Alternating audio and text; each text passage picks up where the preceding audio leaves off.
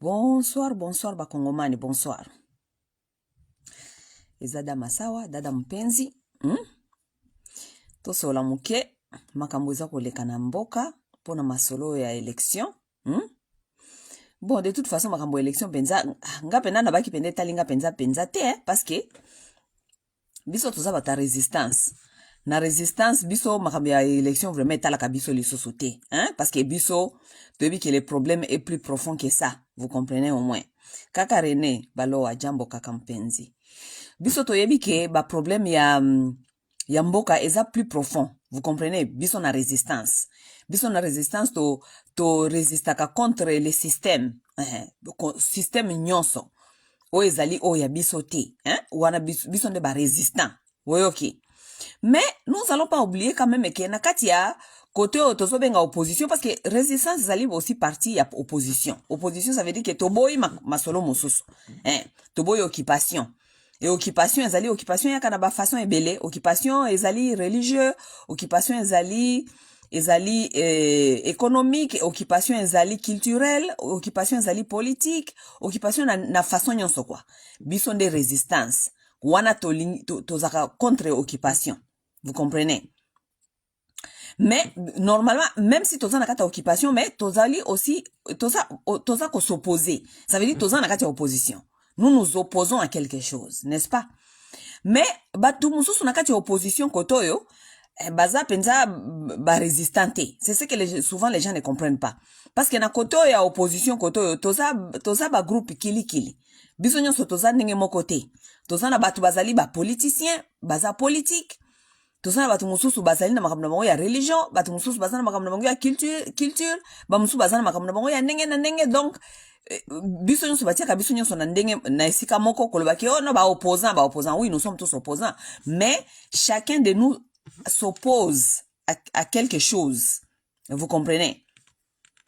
Donc mais siko ngana otala makambo ya comment ça s'appelle, ya ba élection ndenge ezali kokende, OK?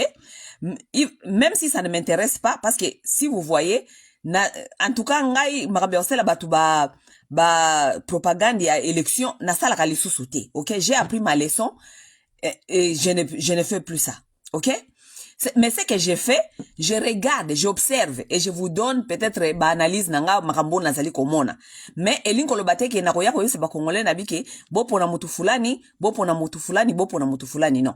Ce que nous faisons, nous éveillons la conscience des Congolais. Ne musala biso to sala ka ezali te ya ko imposer ka ba congolais ke mutu fulani, non. Biso musala to sala ka ezali ya ko kolisa congolais mayele na sagesse na intelligence na capacité émotionnelle ya ko yeba ko se choisir yemoko mutu oyo ye amoni azali bien pona yemoko, et lui-même il doit être capable ya ko déterminer pourquoi est-ce que nazali ko choisir mutu oyo, quelles sont les valeurs, quelles sont base ya ba valeur nini nazali ko ponela mutu oyo. Vous comprenez? Donc notre travail, ce n'est pas de vous dire de choisir tel.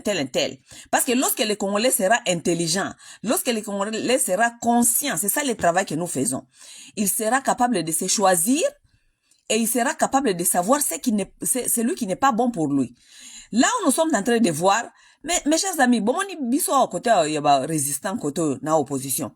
Nous faisons un grand travail. Vous comprenez? Tout ça la kamusala. Parce que ce n'est pas facile, c'est que la résistance et l'opposition a fait pour nakola kisa déjà ba congolais ke non mutu oyo chilombo azali muyibi asali bino bo. Mais le peuple congolais yemo gazi wana telemi akomi ko bisa chilombo abine yo lisusu te 5 ans lisusu te congolais quelque part à cause ane kizengi ne bofinga ka kizengi oui afandi wana za kotala, mais à un certain temps occupé ko la mukape abiso abino ke yo lisusu te. Vous comprenez? Ce que nous sommes en train de voir, c'est que les Congolais sont en train de dire à Chilombo, et bandi kola kisa ke Congolais petit à petit, malgré toza koloba, tozo kanzaki baza koyokate. Mais quelque part, Congolais a comment naye kozwa conscience. Congolais comment kozwa conscience. Ça prend du temps, parce que eza musala pédagogique. Musala obiso to sala ka oyo, ya ko continuer koloba loba. Parce qu'il y a des gens qui viennent nous écrire ici. Oh yo lobaka kaka musika. Bino bolobaka kaka musika kuna komba na bino ya musika, komba na bino ya musika. Non non, biso to sala komba te parce que toyebi ke makambo ko changer lelo. Non. Biso to sala ka komba parce que toyebi ke ça a pris beaucoup de temps pour na ko détruire Congolais. Ça prendra aussi beaucoup de temps pour na ko zongisa Congolais azala conscient. C'est un travail pédagogique, c'est un travail très dur. C'est un travail très dur parce que mutu oya mesana bizaleli na yemoko boye soko lingo oya ko lakisa ke bizaleli wana yango te parce que ya mesana yango azana référence mosusu te mais akobote lo résistance akobanda ko finga yo biso to finga ma mais on s'est dit que c'est un travail que nous sommes préparés à faire parce que on comprend que c'est un travail pédagogique. Avec un travail pédagogique, vous devez continuer à vous répéter. Parce que non, ne vous inquiétez pas. Continuez à vous répéter. Musala pédagogique, vous devez continuer à vous répéter parce que moi na soka zali moi na muke pour apprendre que kosala boité okolobango une fois te balamo kansa que moi na comprendre. Et ça musala pédagogique, ça veut dire que vous devez continuer à dire les mêmes choses ti tango kokota na kata moto. Tango ekota na kata moto moni ke mwana komi kozwa conscience yemoko, tu n'es pas là pour lui dire que fais ça akomi kolamuka yemoko ko sala ndenge yo ozo ko apprendre ye, ça veut dire que mwana a eu conscience. C'est ça le travail que nous sommes en train de faire avec les Congolais. Vous comprenez? Malheureusement toza penza mingite, malheureusement o ndambu tozali wana quand même mais message o lokola nzambe pe asunga kibiso, apesi biso Zuckerberg, apesi biso ba plateforme oyo que chacun de nous comprendre comment utiliser ces plateformes. Plateformes oyo surtout biso basi, nous les femmes nous avons une force très grande. Musala tozana force moko ya makasi. Lorsqu'on nous donne ces plateformes ici, ce n'est pas pour venir shake our body, hein? Ce n'est pas pour venir kolakisa ke tozana banzoto ya minene, tozana soki toki kobina, soki toki kosala buzoba, non. Basi inde baza fondation en société. Basi inde musala na bango ko apprendre bana. Yango wana mwasi abotaka. Yango wana bapesa kabino boko maba mama. Parce que kozala mère eza musala ya pédagogique, ya kozala professeur, ya ko apprendre. Non seulement vous devez apprendre à vos enfants, vous devez apprendre à vos communautés, vous devez apprendre à vos nations. Lorsque la femme se déroute, c'est toute une société qui se déroute. Ça veut dire que biso batu bapesi biso plateforme oyo to banda ko lobe la communauté, venez en masse, faisons ce travail de masse, ya ko éveiller peuple, ya ko rééduquer peuple parce que si nous attendons aux dirigeants soi-disant de vous rééduquer, ba ko éduquer binote parce que dirigeant musala na ye ezali ayiba yo. Et que ceux qui ozali éveiller moyen ayiba yo ezali te. Pona dirigeant ezali convenient pona ye yo zala zoba otikala ya kolala pona ye continue ko yiba yo. Souci à dirigeant zalité que yo zwa mayele jamais souci à dirigeant ko zaka yo zala mayele dirigeant qui jamais ko tie ba programme oyo ko sala yo koma mayele jamais parce que soko komi mayele muyibi na ekatani parce que bando ko telemela ye ko bando ko lakisa ye musapi. Ça veut dire comme ba dirigeant bazo ko sala musala wana te, nous sommes appelés à faire ce travail là pour le peuple. Vous comprenez? Nous sommes appelés de faire ce travail là pour le peuple. Anyway, na ye parce que na ngeto sola mukieka kama makambu ya makambo nazali komona ndenge zali kolekana na ya ba élection, OK? Makambo ndenge zali kolekana ba élection, je venais d'écrire hier sur ma page. J'ai dit bande ko ba bolingo. Hein? Totia sentiment à part parce que les Congolais ce sont des gens qui sont très sentimentaux. OK, ba prena binote ko ye ba ndenge nini ya ko ba prena binote nini ya ko ye ba ko gérer ba émotion et puis ko zala mature émotionnelle, OK? Lorsque on est devant une situation, il faut toujours savoir garder ses émotions et voir les problèmes comme il est. Ce qui osa motu ya ba émotion oko lukaka jamais solution à un problème. Parce que yo ko tia émotion avant, alors émotion na yo ko dicter yo, n'est-ce pas? Ce qui osa na problème moko liboso na yo ou bien situation moko en face na yo, il faut ko tia d'abord émotion à part, au tali problème comme problème. OK? O lobby soki nazalaki ezalaki ngaite nalingaki na gérer problème o ndenge nini. Voilà. Après tant aussi yebi ndenge ko gérer problème wana ndio ozongisi ba émotion na yo. Vous comprenez? Mais comme ba kongole baza ba émotion, lobby na tuni na lobby na page na nganga na bina bango ke. Si nous sommes vraiment honnêtes et nous sommes en train de voir comment est-ce que ba campagne ezali koleka. Bolinga yete. toloba déjà vérité campagne ndenge ezali kokende mutu azali ko lead campagne ezali Moïse Katumbi. OK, Moïse Katumbi azali ko lead campagne eza komona na misu na bino nyonso. Boza komona na misu na bino nyonso ke mutu azali ko lead campagne ezali Moïse Katumbi, n'est-ce pas? Moïse Katumbi azala Soriano, azala juif, azala italien, azala nini, mais la vérité reste que Moïse Katumbi azali ko lead campagne. Oui, azali ko lead campagne, n'est-ce pas? Hier, j'ai écrit cela sur ma page, j'ai dit, soki kaka tozoli ko kena modèle ya campagne, Moïse déjà Katumbi, asi aleka qui déjà c'est comme président, ok? Excusez-moi. Ces commentaires-là, namoni batu mingi ba émotion ba yewana ba noki. Oh, masawa okomi kolakisa couleur na yo. Masawa okomi kolakisa couleur na yo. Non, ngana kolakisa couleur na nga te parce que couleur na nga eyebana nango. Ngana za na résistance. Ngana zali mutu naza politicien te. Parce que politicien wana pour na biso ba résistant, système nyonso efo kende. Classe politique wana nyonso zali wana bazali batute ya ko garder wana. Toute cette classe politique doit partir. Parce que bazana eloko moko ya malongate, programme moko ya malongate oyo bakopé sa peuple. Mais comme cela n'est pas le cas, OK? Classe politique nano eke siko te parce que biso bata résistance, tozana nous penzana nous n'avons pas encore ce qu'il faut pour na ko faire partir soi-disant classe politique wana, OK? Ça veut dire nous sommes aussi en train de voir qu'est-ce qui se passe dans la politique, n'est-ce pas? Bolinga Katumbi te, azala étranger, azala je ne sais pas quoi, mais la vérité reste. Et là, vous devez enlever vos émotions. La vérité reste que il est en train de mener campagne oyo, n'est-ce pas? Oui. Azali ko mener campagne oyo. Yende azali ko mener campagne, n'est-ce pas? Alors, je disais ceci. Ngai masawa, yohana bisabino, nga masawa, couleur nangeza suba ezalaka suba politicien te ethical en tout cas ezalaka suba politicien te. Parce que yohana bisabino, les gens qui me connaissent et les gens qui ne me connaissent pas. Intérêt nangeza ba politicien te. Oyo akozwa wana obakotia wana oyo akozwa te oyo akozwa etalinga ite. Yango nazali ko soutenir penda politicien moko te na ya ko sabino ke ba congolais voilà politicien yo nazali ko recommander bino pour na raison ABCD. Non, nazo supporter candidat moko te. Ba congolais bo sala choix na bino selon bino moko ndenge bomoni. N'est-ce pas? Parce que soki ezalaki ke nazaki na ba intérêt. Nalingana landa Denise Nyankeru depuis longtemps.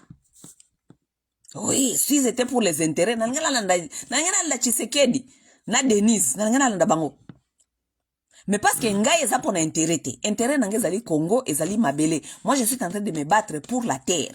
Nazali ko continuer ko mobiliser pona ba peuple congolais bazwa conscience, ba luka ko voter ba loi o ezali ko protéger ba terre. Parce que si on votait des lois qui protégeaient la terre, ba makambonyo so bazali ko expliquer biso ba soriano ba étranger, tout cela ça là, on n'aura plus de problème avec. Parce que si on protégeait la terre, si nous avions les lois qui protégeaient des terres, même si les lois bino chinois a dirigé bino, ça ne posera pas de problème parce que tout ça garantit que nous avons nos terres. Vous comprenez? Ça veut dire Litinangande yangoana, litinangezali focaliser sur protection des terres parce que na yeminde wana des problèmes, wana des guerres. Litinangezali focaliser sur protection des terres et puis ezali focaliser sur le bien-être des Congolais.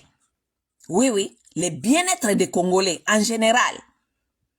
Le bien-être des Congolais est un souci nanga wana de lutte nanga na ba protection des terres. Na conscience ya Congolais ayeba dans quoi nous sommes. Na kati ya guerre nini tozali, qu'est-ce qui se passe? To yeba invasion. Invasion linkoloba nini? Invasion za kaka politique te cause à la socio et cause à la économique, invasion cause à la religieux et cause invasion eza un modèle mingi. Wana de lutte nangai. Vous comprenez? Ba homme politique wana eza lutte nangai te. Vous comprenez? Donc bao bazo kanisa ke oh non masawa azana intérêt ata mon côté parce que son azaki na intérêt na ngena qui n'est pas Denise. Parce que moi je connais les gens qui sont dans ma famille. Oh ba kenda na sima Denise kuna bazako lambula ye babot. Bazako lambula Denise kuna et puis bazako se retrouver nchintoko. Oui. Pour même zanga zali te ba homme politique na kende ko se retrouver ou bien nazali na agenda caché non. Maintenant si na moni ke batu mingi o bazali ba politicien bazana résistance te o bazali opposition ya politique. Oui, parce que opposition politique ezali. Batu mingi o bazali ba opposant politique. OK? Baza pe côté o ya combat. Ba mususu baza côté ya combat. Batu wana ba osala l'activisme wana bango bazana ba intérêt. Vous comprenez? Parce qu'il y a des gens qui sont derrière Martin Fayulu. Baza ko pousser agenda Martin Fayulu.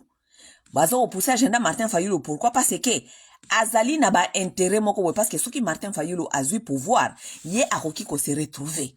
Vous comprenez? Ça veut dire que est comme dangereux un peu pour na mutu ya ndenge wana ayoka analyse logique. Akoyoka analyse logique le sosote parce que soko lobi analyse logique eza lokola ozali olingi ko botola ye kwanga. Parce que ye azali komi mona na Martin Fayulu, soki Martin Fayulu azui ye akeiki na sima Martin Fayulu ye pe akolia. Ça veut dire yo soko oye ko pesa analyse logique ye a se sentir mbala moko en menace parce que eza lokola olingi olongola ye kwanga. Même chose avec batu ya Moïse Katumbi. Même chose avec Moïse Katumbi, lokola ye azali na sima ya Moïse Katumbi. Azali komona peut-être bakopesa bango ba poste, ba promettre bango ba poste. Bako so Moïse Katumbi azui, ezali opportunité na bango. Bango nyoso bakende kozwa ba poste. O mutu wana akoki jamais ko réfléchir na logique parce que logique na ye nyonso ezali enfermé na masolo ya Moïse Katumbi. Soki olobi eloko ezali na logique na ye te à se sentir mbala moko menacé parce que pona ye aza komona lokola olingio botola ye kwanga. Oui, bazana ba stake. Bato bazo ko encourager ba politicien. Bango bazana beefsteak. Ba omona ndenge beefsteak eza koya na kanya. Kanya bo sko yo tango lobi mutu na ye azomona lokola olingio botola ye beefsteak. Ozomona. Même chose avec les gens de Mukwege. Bato ya Mukwege baza komona ndenge soki Mukwege azui bango pe bakokende kuna parce que bazana mwa ba connexion parce que au moins bato nyonso ba osala ba politique awa bazana tu mwa ba groupe moko boye na ba inbox bazana ba box na banakata ba inbox bazana ba groupe na bango moko kuna nakata ba groupe na bango wana moko be bataga ka ba chef na bango bataga ka ba chef na bango moko bakenda ka kuna batala makamuni ezako se koloba makuna. Ça veut dire que quelque part ba chef na bango bakomi ko yeba bango. Ça veut dire que bazako mona déjà que na ba projet belé pe sala makanakata ba inbox. Détrompez-vous ngala yebi makambo na zo sabino ba masolo mususu ya ba projet esala maka déjà na ba inbox basolo ba biso ki fulani azui soki Moïse azui biso nyonso tala tolingi to sala boye to kene ko accompagner boye bazana ba connexion. Ça veut dire yota mokolo ba makambi ya chef na ye mbala moko asiliki parce que olingi oboto la ye kwanga. Même chose lokola bato Tshisekedi baza wana bayebi ke bao bazali ko ya okene ko postuler bao kene ko postuler po bao mona opportunité ya kwanga. Yota okoya ko ba Tshisekedi mabe eza lokola olingi longola bango beefsteak. Ozomona ale mbala moko il faut s'attaquer na yo. Il faut s'attaquer na yo pourquoi parce que yo olingi bebisela ye kwanga olingi longola ye kwanga olingi longola ye beefsteak, n'est-ce pas? Mais la bane koloba boy to soki to longoli ba sentiment nyonso to tina no à part, n'est-ce pas? To longoli ba sentiment to ti à part. Ndenge to zali komona ndenge campagne ezali kokende, OK? Campagne tango ebandaki na mona ki batu mingi babande ko encourager batu nyonso bazana kata opposition soki ba oki ko sangana baluka candidat moko ya opposition comme ça candidat wana asa la face na Félix Tshisekedi, n'est-ce pas? Bakendaki soki Johannesburg kuna na Afrique du Sud biso nyonso to moni ndenge esimbite ba kabwani na bango mta décider ke nzela na ye et en plus après seulement matata nde atiki matata akeko supporter Katumbi, n'est-ce pas? OK, n'est-ce pas? Ba esi bino babino OK ekoki kozala bien te bokende éparpillé bokende koluka ndenge nini bokotia mutu moko wana azala je ne sais pas qui mais au moins bino nyoso bo décider mutu wana moko comme ça boye banenge nini boko travailler je ne sais pas sur plateforme na bino ya sika bozala na candidat moko comme ça bozala bo partager pouvoir, ça veut dire power sharing power, n'est-ce pas? Mais non lokola congolais azali mutu oyo surtout ba politicien côté kuna ya ba politicien en tout cas je suis très content que tokomi awa parce que ba masque ba politicien de komi ko tomber parce que bato musu bazo biso ke ba masque na biso ezoko koya te masque et pas na biso ba masque ezalaka te parce que biso to lata masque te biso to yaka koloba oh il faut que to loba que ça fait mal que ça fait pas mal ça nous fait ni chaud ni froid même pas tiède. Nous ne sommes pas ici pour babysitter vos émotions. Nous sommes ici pour vous dire la vérité. Biso atola taka masque te. Parce que ngai soki na ngaka na lata masque na ngena lata masque depuis kala na ke kolia na nyankero. Mais natika la jamais kolata masque pona ke ne kolia na ba nyankero. OK? Ba masque ya ba leader politique na bino nde est tombé. Nde tokomi komona ke ba politicien et surtout au bazana kate opposition, la plupart de ces politiciens là n'aiment pas aussi le Congo. Et monani ke ezali batu oyo bazana ba agenda caché na bango parce que a on a commis na titre na ngana bisi bino na bino bango ke na bisi bango binini objectif ya opposition le ezali nini objectif ezali nous voulons faire sauter Félix, n'est-ce pas? C'est ça l'objectif, faire partir Félix. Maintenant faire partir Félix, est-ce que ezali ko dépendre de la façon dont on va faire partir Félix? Faire partir Félix, c'est donc na schéma nyonso faire partir Félix, il faut ça objectif, n'est-ce pas?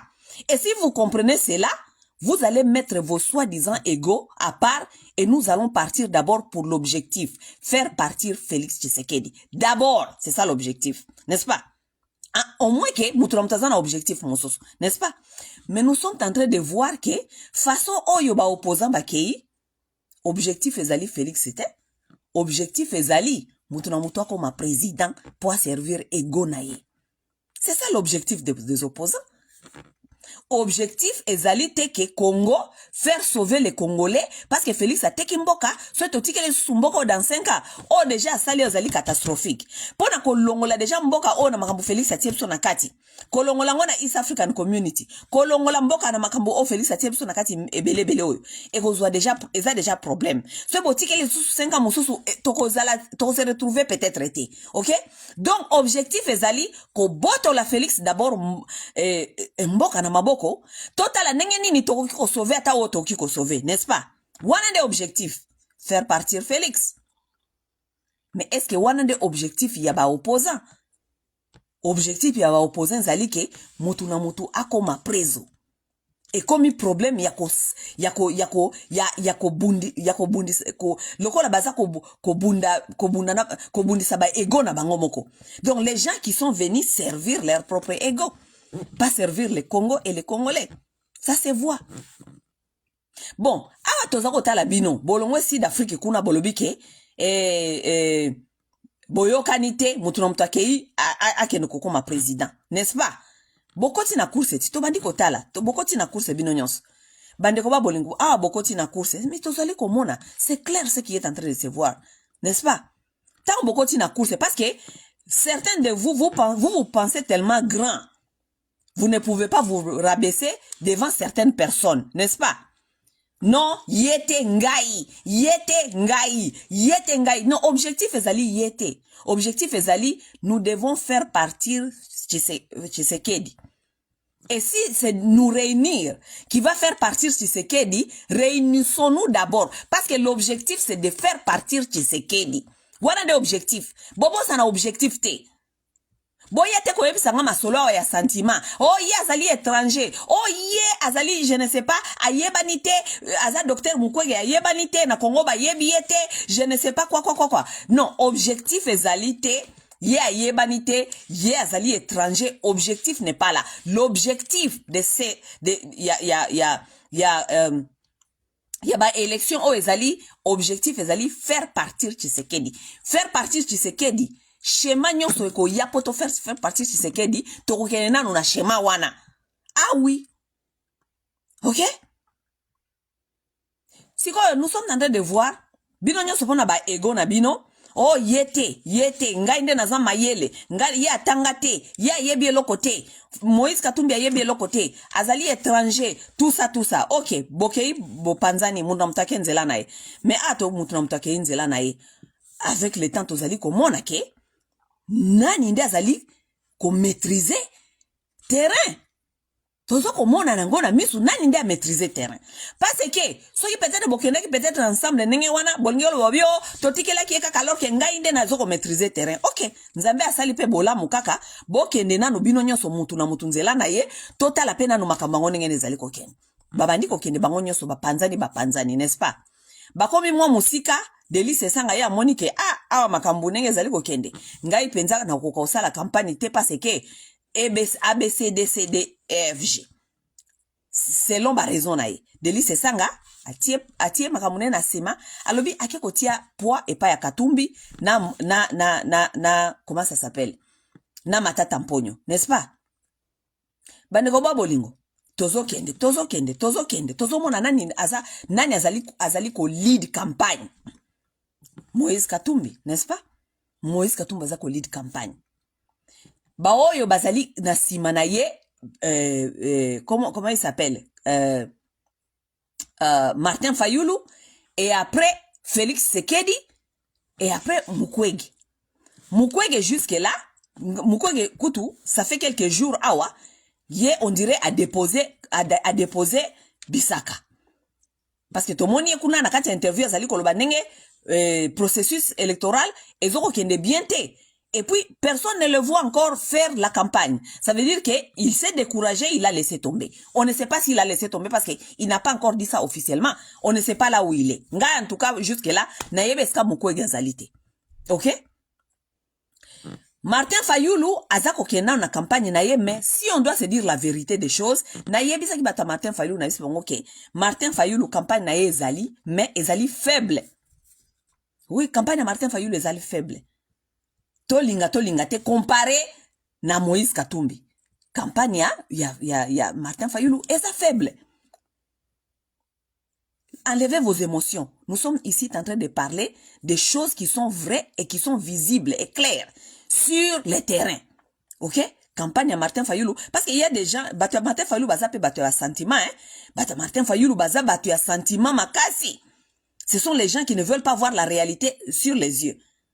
Balingi bakosa bango ebisa ye lokuta Congolais azaka moto oya lingaka o séduire rien na lokuta po asepela baza lokola bato bakendo yoka ba pasteur parce que pasteur a vivre kana lokuta bandimi ba vivre kana lokuta mundimi alingaka oyebisa ye eloko ye alingi koyoka oyo alingi koyoka te ata vérité za place mususu akozwa yo ennemi na ye. Si on doit se dire la vérité, Martin Fayulu campagne na ye comparé na Moïse Katumbi, Martin Fayulu campagne na ye zali faible. Oui, et ça n'a pas place mususu Martin Fayulu a mobilisé par exemple mingi côté ya Bandundu et côté Kikwiti a mobilisé mais c'est normal parce que zali fief na ye naturel, n'est-ce pas? Mais côté mususu ozomona ke mobilisation ya Martin Fayulu eza penza ndenge wana te, n'est-ce pas? Mais soki tokei côté ya Katumbi soki boki côté ya Katumbi bokumona ke côté nyonso Katumbi azali kokende aza vraiment mobilisation eza makasi. Eza makasi toyebite parce que omoni Congolais ali mutu ya bisengo toyebite pourquoi est-ce que campagne ya Katumbi eza kokende ndenge wana pourquoi parce que peut-être Katumbi paza mutu ya bale ba Congolais baza batu ya ba plaisir batu ya muziki na batu ya babale peut-être côté ya Kimazembe côté ya kinini wana nyonso ba fanatiko balingaka babale ba Congolais balingaka babale baza ko mona ye lokola mutu moko boye akoki ko sala quelque chose, n'est-ce pas? Mais les raisons derrière campagne ya Katumbi pourquoi et Pessi Makasi, je ne peux pas vous dire ABC, mais ce qui est vrai est que Katumbi azali ko lead, n'est-ce pas? Tshisekedi fouefoué na fouefoué. Tshisekedi ko wolola. Tshisekedi ataku ne pa na bango moko na Kasai ba wololi ye ba ebise ba mine lokuta miyibi bozana ba miyibi ozana ba miyibi otambaka ba miyibi boza miyibi boyibi partout ti na Kasai pa na bango ba ebise ndenge wana donc na loja akomi na loja ba filmer biso teloko moko te ya loja parce que na mone mutu wazako filmer makambi ya loja aza parmi délégation oyo ya ba Tshisekedi se wana ya za ko filmer biso zelu na mabele ati caméra na se Félix tozoka mungu wa Félix pourquoi parce que mpia ka tellement leki moye bala kisa biso batu ezate baza ko filmer na se avant na continuer na ngena loba ingeta longonya na ba otete la ke mafume Oui, ba otete la ke mafu, mais en tout cas, ingeta na bino, parce que kuna na loja, fwe na fwe, image ata moko te ebimi, image moko tozo mona kaka, batele biso ezali kaka ya Sheo Kitundu, ba fandisi na kiti, akomi lokola bikedi o ba pakoli mafuta mbila. Et lorsque j'ai vu cette photo-là, n'a comprendre directement pourquoi est-ce que Kabila Lobakake, il a eu du mal à trouver même 15 Congolais pour travailler avec. Un Rwandais Moutouti qui vous a dit, qui vous a tellement compris que il n'a pas eu au moins 15 Congolais pour travailler avec. Lorsque j'ai vu chez Okitundu. Donc, campagne ya Tshisekedi, fwe na fwe. Bakabi mbongo, bakaboli mbongo, basali nini, mais fwe na fwe. Et là, comment ya malongezalité, ok? Objectif, tozongela, ba opposant. Objectif, siko ezali, kolongola Félix nano. On doit faire partir Félix, n'est-ce pas? Nanenge tozoke nanenge campagne, so qui toke vraiment na vérité na logique. Félix assi a perdre qui depuis. Oui, Félix assi a perdre qui depuis. N'est-ce pas? Mais possibilité wana ya tricher ezali. Comme possibilité on a tricher ezali, nous revenons maintenant à encore parler aux opposants. Il n'est jamais trop tard. Ba opposant, bino nyonso bo panzana ki lokola basoso, mutu na mutu akene na no ko tester na no force na ye fandi wapi. Bosiko abo kene ko tester ba force na bino. Biso nyonso tozali komona force ya nani pour l'instant des amakasi. N'est-ce pas? Pona ko éviter que Tshisekedi malgré campagne nezali fwe na fwe. Pona ko éviter que Tshisekedi a triché. Vous avez encore du temps ya ko lobake totikeli mutu moko. Botikeli mutu moko, boye ba ndenge ni ya ko sala alliance, ya ko yeba ndenge ni ya ko se protéger mutu na mutu, bo sangisi pouvoir wana, boke bino nyonso ensemble. OK? Pour l'instant, tokende tomata, Mukwege asi abwakaki na ye torchon. Malgré il n'a pas annoncé ça officiellement. Asi abwakaki torchon. Et Muzitu donc yende Muzitu nazo ebate soki eza mopepe nini eza kozwaye. Muzitu donc azali donc champion ya bampiaka. Oui, jusque là Muzitu champion ya bampiaka, mais Muzitu esprit moko ya kindoki eza ko memaye, Muzitu alingi ko bwaka torchon te. Mais Muzitu, pardon bwaka torchon. Yeba nene ko se positionner parce que bino nyonso wana nege bozali.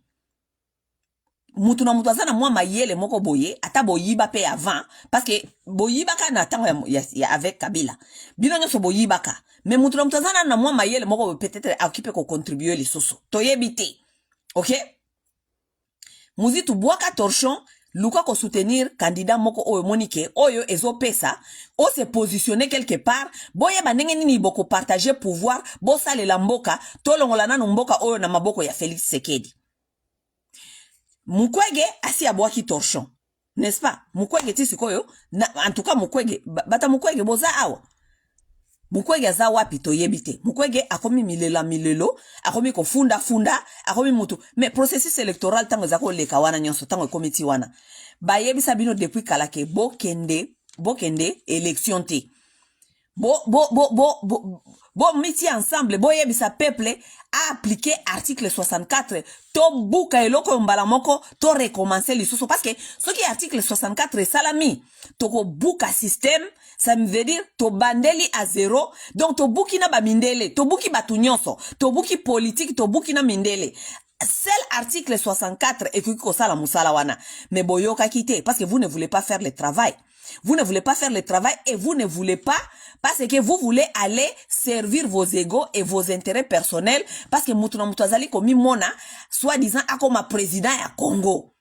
Donc vous ne voulez pas faire le travail pour le Congo. Vous voulez faire vos propres travail pour n'aba intérêt na binomoko, n'est-ce pas? OK, tolobi na bino boloko bolingo yoka article 64 était loko la bokei biso toza ba téléspectateur. Maintenant to yo pesa bino pe analyse. Bondi mra pe analyse tozo pesa bino parce que biso to yebisa bino ke article 64 Martin Fayulu, Katumbi, Muzitu, Mukwege bo appeler peuple au soulèvement populaire boyoka kite boke ko servir ba intérêt na bino mukwege ozali siko wana processus électoral yango wana okomi kolela ozolela ndenge nini bino bomona kite ndenge ni makambo eza kokende bomona ki makambo ndenge ezaki kokende maintenant il n'est pas le temps de pleurer mes chers amis il est temps de you have to wear your big boy pants ça veut dire il est temps bolata ba pantalon na bino ya ba garçon portez les pantalons des garçons parce que buzoba ya kadima e bandi lelo te buzoba kadima e banda depuis kala bino le bo fanda bo fandi sa kadima bol avant même ba élection ndenge bo bandi ko bana janeke kadima za ko kende bolo ba bino people bino bango à partir ya lelo tobengi soulèvement populaire parce que processus électoral et kokende malamu te et kokende mabe boye biso opposition tobengi soulèvement populaire mais avant bosa la ndenge wana bokei bino nyoso bofandi ensemble bolobi tokobenga biso nyoso soulèvement populaire nous sommes tous responsables et puis tokopesa soki makambo bebi awa voilà les raisons nous avons tous signé ici et soki masolo e panzali tango to eko récupérer nenge boende tokokende nenge basalaka mais non bino bolingaki kokende kolakisa biso ke bino bozana mayele ya kokende ko détourner kadima n'est-ce pas bokeit bokomi kuna bokomi na kati ya balabala bokomi kolela bosokolela nini mukwege bosokolela pourquoi vous devez porter les pantalons des grands garçons maintenant il n'est plus le temps de pleurer il n'est plus siko tozali eza susuta ya kolela te siko mukwege yo jusqu'au torchon au boaki batu ona yo bazoye balisusu te position nini ezali bazoke de direction nini parce que mutu aza kotambusa bato akoki jamais soki bato ekomi ko sink okoki jamais ko bima na kati ya bato avant bato batu na yo nyonso ko s'assurer que batu nyonso babimi ba capitaine c'est ça on appelle les capitaines malheureusement bino botanga art de la guerre ça veut dire vous ne pouvez jamais comprendre ce que nous sommes tentés de vous dire n'est-ce pas capitaine te alongwaka na kati ya bateau soki s'assurer te ke mutu nyonso azaki na kati ya bateau na ye abimi na nous vivant capitaine aza mutu ya suka oyo asinkaka na bateau soki il faut asink na bateau n'est-ce pas et voilà mukwege abimi na ye toyebi te soki asi abimaki déjà na bateau asote bateau batu na ye bafandi kuna na kati ya bateau baza koyeba te aza wapi aza kosala nini alobi nini adeside nini tokomi na dernière minute ye azaka kobenga pri bateau eza kosing pri bateau ezali kosing mukwege capitaine o azali responsable qu'est-ce que tu dois faire maintenant objectif no ezali nini mukwege objectif ezali nini n'oubliez jamais l'objectif ezali que nous devons faire partir Tshisekedi n'est-ce pas soki yo se retrouver na kati ya mindondo o se retrouver na kati ya problème ko boka torchon te otika makamuna nzela balusa volant lakisa batu directif lobake awa lokola tozana objectif ya kolongola Tshisekedi awa lokola makambo ezali kokende bien te ngape na moni peut-être na tiki nanu topesa nanu chance na mutu moko n'est-ce pas boke kopesa mutu moko poids mutu wana bokopesa poids boyokani na ye kaka ke yo soko komi wana biso nyonso ndenge tozali awa toza pe bato ya mayele toyepe kosalisa pe mboka oyo toluka ndenge nini nanu tokotia maboko comme ça dans 5 ans wana yo kosala toluka nanu ko réorganiser mboka oyo toluka nanu koluka ko faire voter baloi na mboka oyo baloi oyo ko protéger ba terre on vous sera très très reconnaissant dans la vie on vous sera très très reconnaissant dans la vie n'est-ce pas maintenant au fandi kuna tozoe bate makamuni ozoko kanisa nous sommes quelques jours avant les élections on ne connaît rien OK tozongela Martin Fayulu yona muninga na yo Katumbi parce que bino bokolo baki Katumbi azali étranger mais Martin Fayulu na batu na yo Martin Fayulu Katumbi aza étranger soi-disant aza étranger lelo mais Katumbi, lorsque Katumbi t'a accompagné, toi, na Martin Fayulu, na 2018, Katumbi azaki étranger, hein? Katumbi aussi avait des ambitions na 2018. Katumbi, c'est un homme très, très, très ambitieux. Très, très ambitieux. Katumbi, c'est un homme qui est tellement ambitieux qu'il peut devenir très dangereux pour la ambition na ye. Katumbi a comme un millionnaire na âge il y a 23 ans, ceux qui 22 ans. Quelqu'un devenir au Congo millionnaire na âge à 22 ans, ça doit être quelqu'un qui est très, très, très, très, très ambitieux. OK? Katumbi était très ambitieux. Mais Katumbi a tiqué là qui yo Martin Fayulu.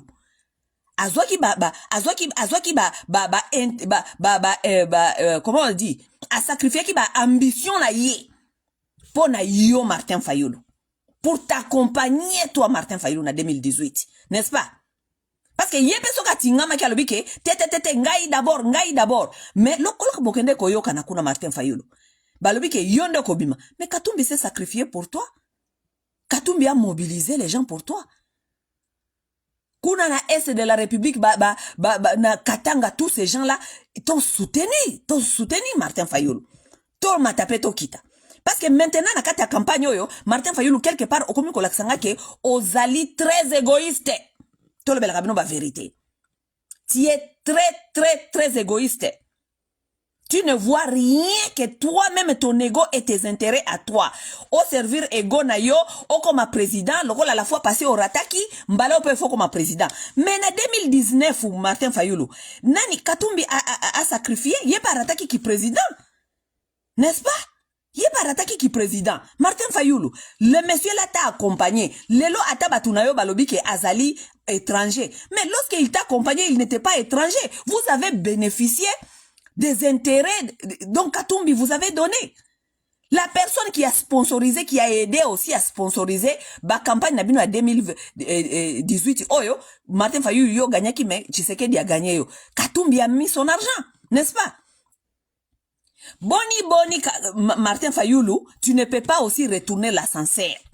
Parce que Moutouana boza ko finga lelo, que y a zali étranger et tout, mais sur terrain zali komona nake, yenda zali ko lead campagne. Pourquoi bino batia Martin Fayulu, boroki ko zala paix reconnaissante na vie kolobake, Moutoua pesa ki biso ascenseur, biso petoki ko remettre nan ascenseur, to sala ensemble, to kene nan liboso, to tia nan intérêt à peuple congolais liboso, to tia nan intérêt à mboka liboso. Pourquoi? Hein? Pourquoi Congolais azamaye l'été? Hein? Pourquoi on doit toujours vous dire certaines choses pourquoi on doit toujours vous apprendre certaines choses? Bon, comme le là-bas maternelle, là où nous devons vous apprendre comment gérer vos émotions pour le bien, l'intérêt d'autres personnes. Donc, ce qui est ali yote, il faut maramunyo se boukana pour na batunyo sovazanga. Quel esprit peuple congolais? Quel esprit peuple congolais? Quel esprit? Là, je suis en train de faire appel vraiment à Martin Fayulu. Martin Fayulu, il n'est jamais trop tard. Il n'est pas trop tard parce que, quelque part, Moïse Katumbi Soriano, azala italien, il avait montré sa propre volonté, il avait montré sa bonne volonté en 2018. Il a montré sa bonne volonté. Il vous a laissé partir pour l'intérêt suprême. Malheureusement, bayiba kio élection. Malheureusement. Mais Morio, comment il s'appelle? Katumbi a montré sa volonté en 2018. Il a laissé ses ambitions. Il a laissé tout ce qu'il fallait. Il t'a accompagné, toi, Martin Fayulu. Non seulement il t'a accompagné, il a aussi aidé avec l'argent de campagne. Ils t'ont amené, il a mobilisé Baba Kyungu. Il a mobilisé tout le monde au Katanga pour toi, Martin Fayulu. Il faut pas être égoïste. Ata za étranger. Nzambe alingaka te, Nzambe pe alingaka te, mutu azali reconnaissante, Martin Fayulu. Dieu n'aime pas ça. Ok? Dieu n'aime pas ça. Ce qui a un certain temps à vie na yo, mutu moko asali saki yo, yope ezali quelque part devoir na obligation, surtout na moment où tozali ko kende kotala, ce qui Félix ako yiba élection lisusu ou pas, yo, toi aussi, tu peux te dire que mutu oyo, azako mona na kondira azali ko mener quand même campagne, n'est-ce pas? Tikanga ipe na kende ko soutenir ye parce que ce monsieur là aussi m'a soutenu. C'est comme ça que ça se passe. C'est comme ça que ça se passe. Dans la vie, il faut être reconnaissant. Dans la vie, il faut savoir retourner à sincère na baninga. Kolinga te so yo koma ki quelque part komi likolo kuna o kanyi à sincère o lingi lisusu te à sincère zonga lisusu na se po baninga pe ba mata Martin Fayulu. Ozo kobeta mabe makasi parce que o monani kozali égoïste. non seulement égoïste oza komona na ke ozali na mutu oyo oye ko servir congolais te olingi ko servir ego na yo awo lokolo chouaki une fois il faut kaka alors que la vie ce n'est pas comme ça. On peut échouer quelque part et aussi réussir quelque part d'autre. Le peuple congolais ne va pas souffrir vos ambitions personnelles. Que yonde il faut la kaka président parce que tu veux servir ton ego. Il faut ngai kaka nde nazala président. Non. Oh, Katumbi aza mayele te. Mais na Teresa komona na ke yenda zali. Le problème du Congo, ce n'est pas nani aza mayele, nani aza mayele te. Le problème du Congo na problème élection ezalaka, nani azali ko mener. Nani azali ko mener, nani yango azali ko mona na ndrezali potentiel oyo peuple congolais ko voter. Ezala zana mayele, ezala na mayele te. Processus électoral ekendaka ndenge wana. Si c'est que zana mayele te, si ba pesa ki pouvoir. Katumbi soit disant za mayele te, mais il peut, même si aza mayele te, bino batu za mayele, vous pouvez l'encadrer, boki ko entourer, boki ko entourer, bo encadrer, bo la kisi yeke, yo cause peut-être mayele ya balabala, parce que mayele penenin, mayele obino kende ko tangela na classe, mayele obino kende ko tangela na classe, on a peut tozali ko mona iska moko te memi mboka wana.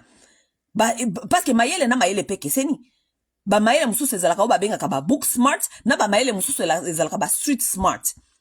Capacité à Moïse ya mayele ezali à street smart. Azali street smart. C'est comme ça qu'il a pu manager, il a managé ba compagnie na ya ba mbisi, tout ça. Il s'est tapé de devenir un millionnaire à l'âge de 22 ans. Ça veut dire que quelque part, za mayele, mutu za mayele takuza akukoma jamais millionnaire. N'est-ce pas? Bino na ba mayele na bino wana nyonso wana peut-être ezali ba book smart, bozali batu ya kokoma, batu ya kosala ba loi, batu ya kolobake awate mutu na mutasa. Donc mutu na mutu akiko contribuer na mayele o nzambe apesa ye, boti ensemble bo faire sortir quelque chose. Pourquoi bolingo faire souffrir le peuple congolais? Pourquoi bolingo faire souffrir le peuple congolais? Non. Nous allons pas souffrir parce que bino bozana ba objectif biso objectif ezali tolongo la Félix bino bo objectif na bino ezali mutu na mutake ne ko servir ego na ye akoma président de la République. Ce n'est pas ça l'objectif. Objectif ezali faire partir Félix Tshilombo de gré ou de force. Nzela nyonso ekozwa biso poto tolongola Félix Tshisekedi soki ezali Soriano nde azali ko mener campagne toko tindika Soriano quand même bino ba politicien bo tindika nanu Soriano comme ça tolongola nanu Félix comme ça to structurer makambango to yeba ndenge nini toko kumbela mboka wana. C'est ça l'objectif. Objectif nde yango wana. Bino batu bozo soi-disant botanga bakela si donc vous êtes incapable de réfléchir sur les solutions ya mathématiques ou bien ba équation si simple que ça. Si simple que ça.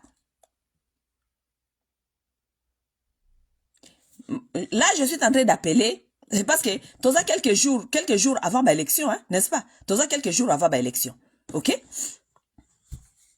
Moïse Katumbi wana ndenge ezali komona na Moïse Katumbi azali mutu moko boye amona ni lokola epo azali mutu mama Maria asambelaka mama Maria mingi. Amona ni lokola azali mutu moko boye andimaka ba négociation ya ndenge na ndenge. Ndenge Moïse Katumbi azali wana beaucoup fan de ça bobine Moïse ndenge zali boye biso tomoni ekozala boye. Peut-être yo lokolo zali ko mener campagne tokei na yo tokotindika yo. Metango tokende kuna pouvoir to linto partager yango entre yo ngai yo Katumbi Mukwege Fayulu mutu na mutu ba pesa ye ba poste ya ba responsabilité moko boye to pelisa machine kende liboso. Bokende kuna na mboka wana bokende ko votele biso ba loi o ezali protectrice pour les terres. Même si vous allez pas beaucoup faire, mais bokende ko faire biso voter ba loi oyo ezali nanu ko protéger mabele.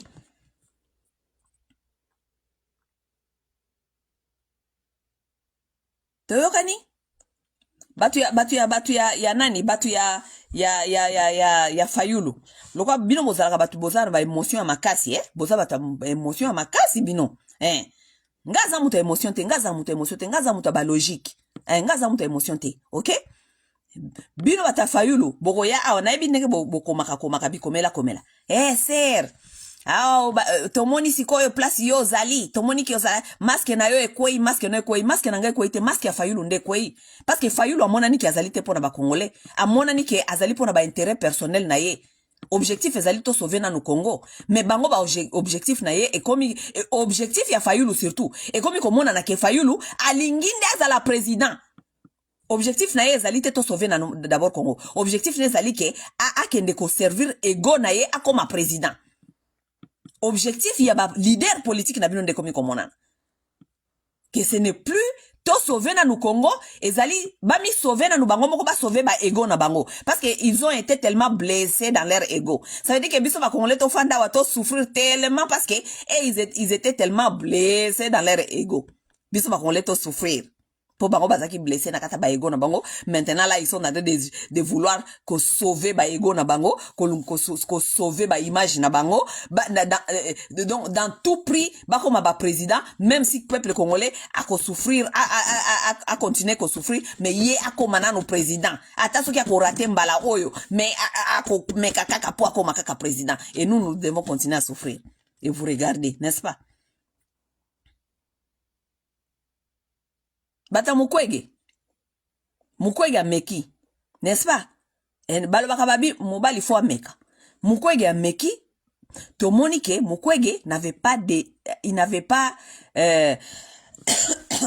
mukwege n'avait pas azana ayebaki penda ba réalité ya terrain te oui parce que moni mukwege amesana kokendaka na kata na communauté internationale kuna na kata basali ba mindele batondi baza koyoka ye wana eza niveau ya kuna mukwege omoni mukwege batu wana baza niveau ya kuna baza koyoka makambo za koloba parce que baza ba intellectuel ba comprendre makambo za koloba mais sur terrain tu n'as pas réalisé niveau ya peuple na terrain zali peuple ya Mazembe peuple ya ba Feregola peuple ya ba Gaulois ba Mbwaro na ba Wario congolais normal lambda 90% ya ba congolais bazali ba peuple ya Wario Mbwario na ba peuple ya Mazembe ça veut dire mutu oya zali na mentalité wana ya Mbwario Wario na Mazembe nde mutu ako gagner na terrain c'est ça la vérité des choses ye Tshisekedi ti siko soka za kozwana no mwa batu na ye baza kolanda ye parce que moni peuple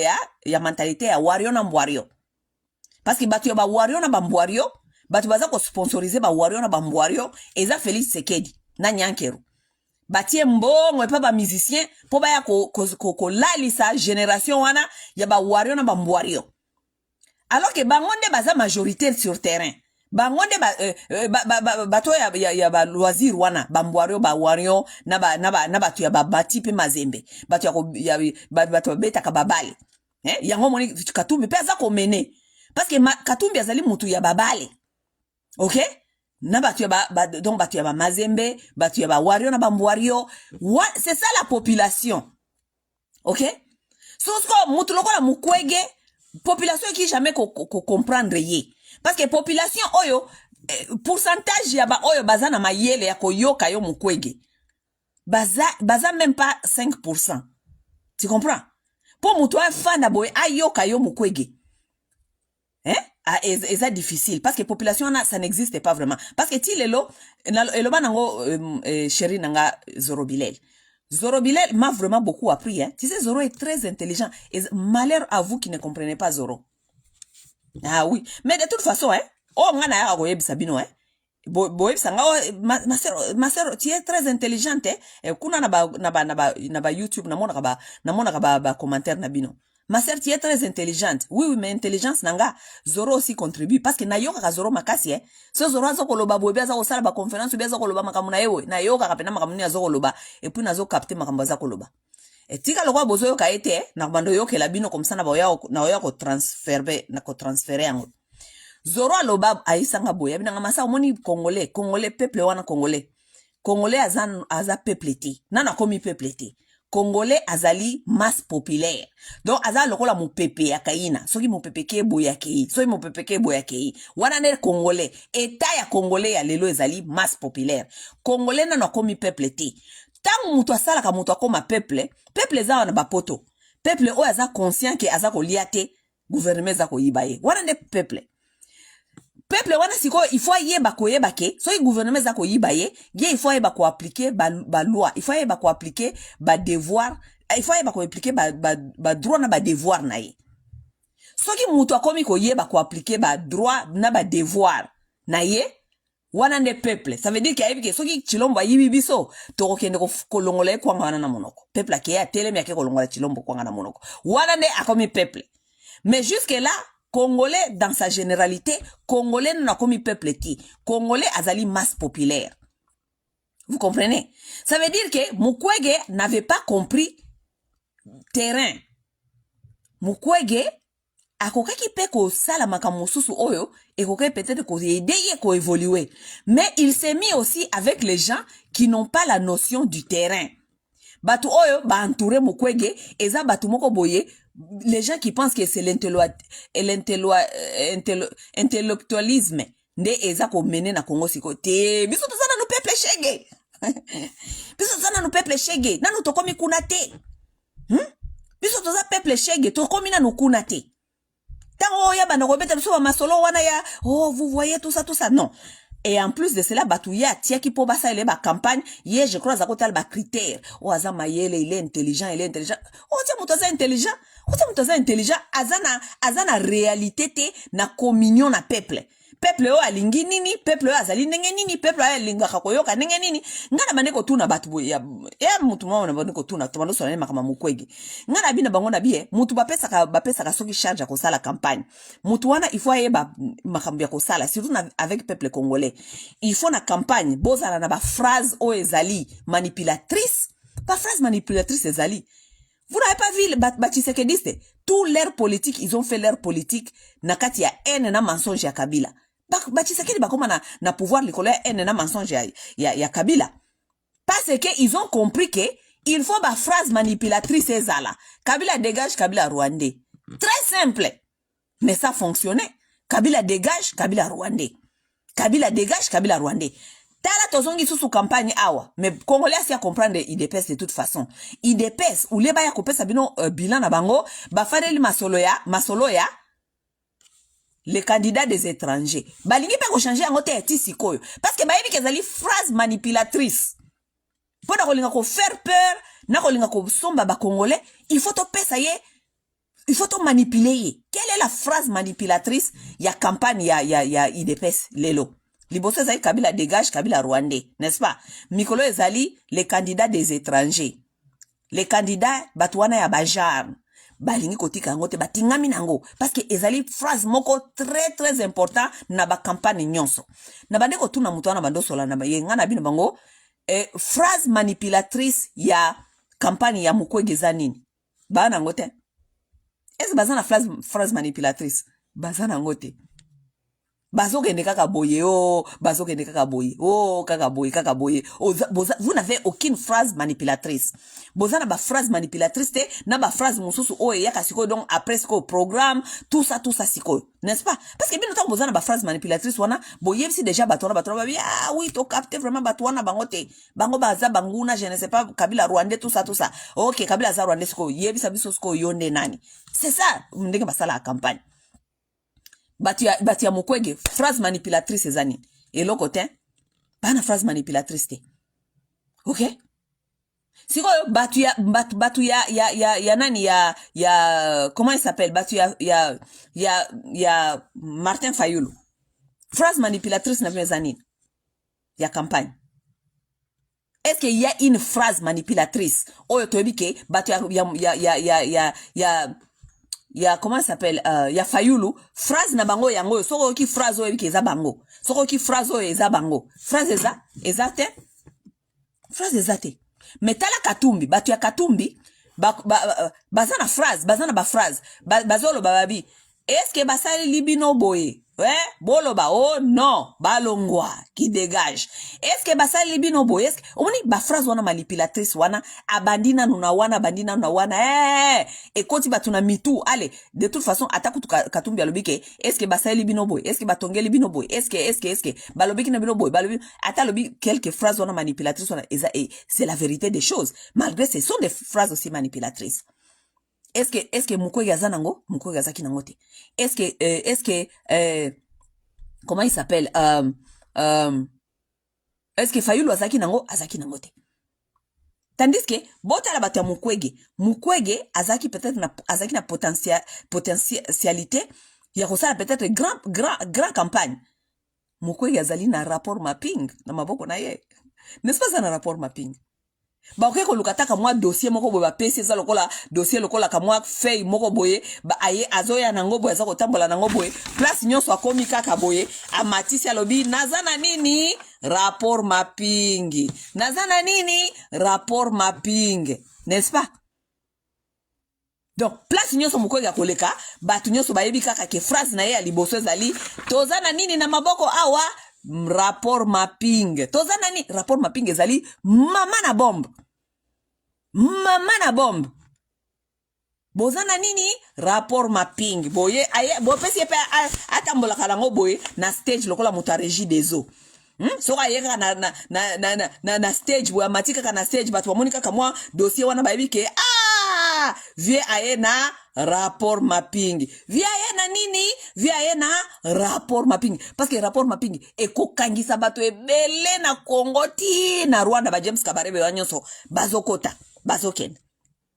Mais nani akopesa Dr. Mukwege mayele wana ya kolakisa eke tangu nyonso mati na stage yaka na rapport mapping. Nani akopesa yango? Na mandoso na bande kona ngamo ya Bukavu kuna nazoe songo na wango même les choses c'est simple. Docteur Mukwege ayeba ni na nini? Ayeba ni na coopérer basi. L'homme qui répare les femmes, OK? L'homme qui répare les femmes. Bozui basi ata 5, ata 10 na Congo na basé belé. Il y a beaucoup de femmes activistes au Congo. Je connais plein de femmes activistes qui sont vraiment dans la réalité au Congo, qui sont là, qui parlent tous les jours des histoires des femmes, qui parlent des problématiques des femmes. Zoa mutulokola Mukwege, pesa yo babenga kaba Amazon. Lokola Kadhafi azako tambola boye, so Kadhafi esikanyo so komi boye, okuti Kadhafi omoni bombala moko moni 5, 6, 7 femmes. Balati ba teni ya basoda, les Amazones de Kadhafi. Pesa Mukwege 10 femmes, 5 femmes, balati uniforme. Donc, soki ba komi kaka boye, Dr. Mukwege azoya na eloko na ewana docteur eloko ya mappingi, azako yana ba Amazon. Donc, bazoko mona ke Dr. Mukwege azali entouré na basi. Ce sont des soldats. Basi oyo bae ko bunde la ba droit ya basi, bae ko accompagner Mukwege parce que Mukwege ayeba ni na ko soigner basi. Fini l'histoire.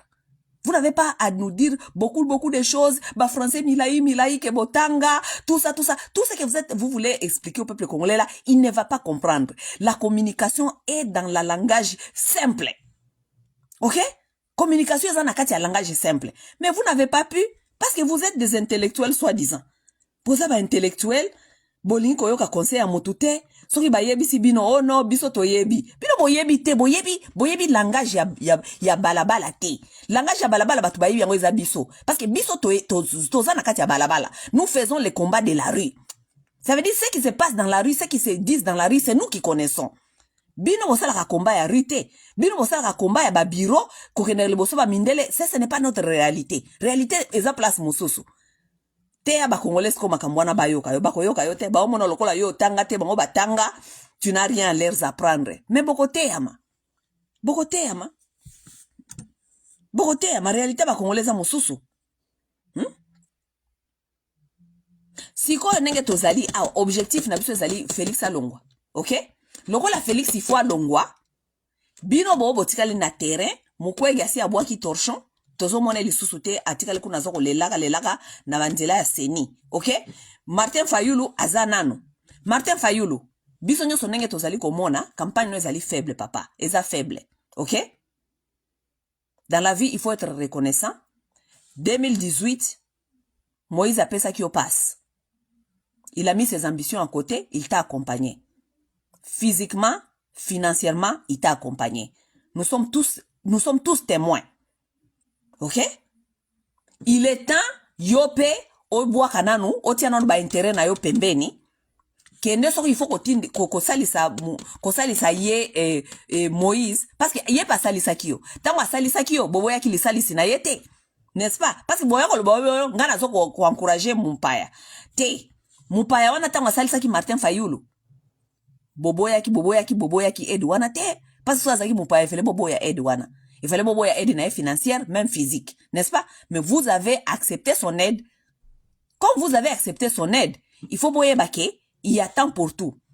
Mutwa salisa ki yo pe il faut salisa ye. Siko tozali na question ya survie ya mboka. Tolingi to longola mboka na maboko ya Félix Tshisekedi avant ekoma trop tard. Boke ne soki bino boko pesa Katumbi maboko, bo pesa ye maboko, boko misaye ba papier belé à s'assurer que bozana ba contrat na ba understanding o esalike vous allez travailler ensemble et vous allez vous contrôler 1 plus 4 si ezalakati. Kabila saka 4 plus 1, n'est-ce pas? Boke ne bosala deal.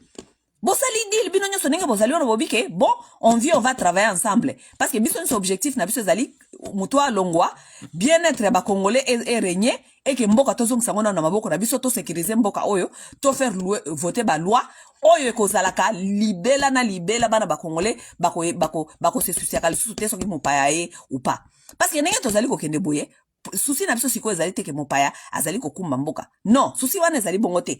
Parce que ata mopaya ko kumba mboka Kabila zaka soit disant mopaya Kabila ateka mboka oui Kabila ateka mboka parce que ba musubo koma ko bosa ndeka Kabila ateka mboka Kabila ateka mboka oui Tshisekedi aye mwana mboka ye pa yeko teka mboka ti so mopaya pe mususu peso kaye tozela na ntota la soki mopaya ko sala nini. C'est pour vous dire que le problème n'est pas moi namboka ou pas moi namboka. Parce que naba namboka, naba bazaba namboka te, ba onyo so balakse ke ba kote kamboka parce que bazaba traître. Lorsqu'il s'agit des intérêts, ata moi namboka à côté kamboka parce que ya zali ko mona ke aliana no avant, n'est-ce pas? Ça veut dire que pour ba o bazali koya, souci na biso zali ba o ba koya, pardon ba ke ne ko faire biso voter ba loi. To boy buzoba ya ba congolais o bakenda kana parlement ko kenda ko voter la kabiso ba loi soi-disant ba tout mwemba tala na époque ya Tshisekedi quelles sont les lois qui ont été votées na parlement et là komoko ya malonga ezate loi o moko kaka bango ba mona qu'il faut ba voter ezaki ya ko faire diminuer dot ya mwasi ya congolaise ba kitisi dot ti na $200 loi kaka moko ezaki populaire oyo etambola ki na matoya batu nyonso OK on a parlement ba voter loi ya ko diminuer valeur ya mwasi ya congolais na $200 kaka loi wana loi mususu ba voter wana ezate donc mandat bomba Tshisekedi ba voter kaka loi moko ya ko faire diminuer valeur ya mwasi ya Congo. OK Chani lokola zali muto ba courage Chani a proposé ba loi na ye amemi yango kuna de père et de mère soki eza voter soki nanu za voter te wana makamususu mais ce n'est pas voté. Le problème ce n'est pas que Chani a proposé Chani a zako proposé loi wana c'était pour son propre intérêt parce que congolais a sala kamakamu pona intérêt na yemoko pas pour l'intérêt général. Chani a zali ko sala ba loi wana kendo proposer loi wana pona ko faire caler Moïse Katumbi po bango balingi batikala na pouvoir après Tshisekedi bango pe ba ko se présenter parce que ça veut dire il faut écarter d'abord les gens qui ont ces potentialités wana ya kokende kozala liboso na bango. Chani a proposé ces lois là pour son propre intérêt. Chani n'est pas si bête que ça. C'est son intérêt qui lui a poussé à faire avancer, soi-disant qu'il qu'on proposait loi wana. N'est-ce pas? Mais Chani est-ce que ça n'a maillé le terre na place à ko protéger batu ou bien kiti ya bokondi, to protéger mabele. Chani est-ce que ça n'a maillé le wana te? C'est ça n'a maillé le wana. N'est-ce pas? C'est quoi ba o bazali koya. To ke nena no ko voter na no ba loi ya ko protéger mabele. C'est ce qui nous intéresse. Lorsque tu protéger la loi ya ko protéger mabele, ça veut dire mupaya aoki susu ko somba mabele te. Mupaya soki oye awa, oye ko sala musala, olingi ko louer mabele, oki ko louer mabele, to louer se mabele de 20 ans, 30 ans, 40 ans, ça dépend. OK? O louer mabele, o sali musala, o sali bilanga, soki 30 ans na wana expiré, olingi suko renouveler totali est-ce que au sala qui bien au traita qui batunenge nini tout ça to renouveler yo soko au sala qui bien te tokati contrat na yo kei panabino mais les terres appartient aux Congolais plus jamais mupaya akoyaka kosomba mabele panabiso soko ba chinois bazali koya kosomba ba mabele biso est-ce que biso ba Congolais to kosomba mabele na Chine boko somba mabele na Chine te yo Congolais kosomba mabele na Dubai okosomba mabele na Dubai te ndenge nini ba arab ba yo kosomba mabele panabiso. Ndenge ba américain ba soma mabele panabiso. Moi ce qui m'intéresse les lois qui protègent les terres, Lorsque nous aurons à protéger les terres, le reste là, buzo, banabino wana o, des pères et des mères wana, ça n'aura plus sens. Parce que toyebi que tout ça na bamabele na biso allez protéger. N'est-ce pas? Oui. Parce que makambo ya koloba o des pères et des mères wana, eza makambo ya lokuta lovunu. Parce que bana ebele pe bazo bota mana ba kongole wana, ba chinois bazali ko ya wana baza ko bota. Ba chinois bazo ya ko bota wana. Hein? Ba arabu baza ko ya ko bota. Ba européen baza ko ya ko bota. Sikoyo, qui sera congolais, qui ne sera pas congolais? Et qu'on fasse un débat, il y a bouzoba, il y a terre à terre, qui est congolais, qui n'est pas congolais? Non, protégeons les terres. C'est lui qui viendra s'asseoir là-bas, toyebi ke afanda wana tezaka kakiti ya bokondi ya pambula, azana pouvoir moko te akote kapso mabele. C'est tout. C'est tout. Ok? Bon, nakanisi, masolo yanga ya lelo, esuki awa, nde tomone na mikolo ezali koya batu ya Fayulu il n'est pas trop tard bote ya Fayulu batu ya Mukwege il n'est pas trop tard bote ya Mukwege boyo sa Mukwege ke en tout cas ayeba ke soki bato eza kozinda capitaine alongwaka avante mutu abimaka na bato wana mutu ya suka ata soki bato ezindi eza capitaine il faut azinda na bato mais asasure ke bato nyonso babimi mais Mukwege akoki kokima te akimi campagne batu na ye baza ya libanda baza ko telengana pona mona batu ba osala ba émission baza ko luka ye ba omona ete bazo ba teso ba continuer ko loba makamba Mukwege ou bien batika ba yebite parce que jusque là mututa yebisko opposition Mukwege zani donc Mukwege ala ta pantalon ya ba big boys OK big boy pants makamba ko lela eza sikote makamba ko ndala liboso seni ezate parce que biso nyonso toyebi seni na kadima na batu ya appareil wana ya Tshisekedi ata bolobi na litoyo yo ekobima na litoyo yo baza atakuna te donc il n'est pas le temps de pleurer il est temps aux actions il est temps ya ko focaliser na objectif ezali Tshisekedi doit partir. Si moi je ne peux pas les faire partir, je vais encourager celui-là qui va les faire partir. Comme ça, tous à la team, tous à la équipe Moko, te faire partir Tshisekedi. C'est ce qui est important pour l'instant. Ingeta.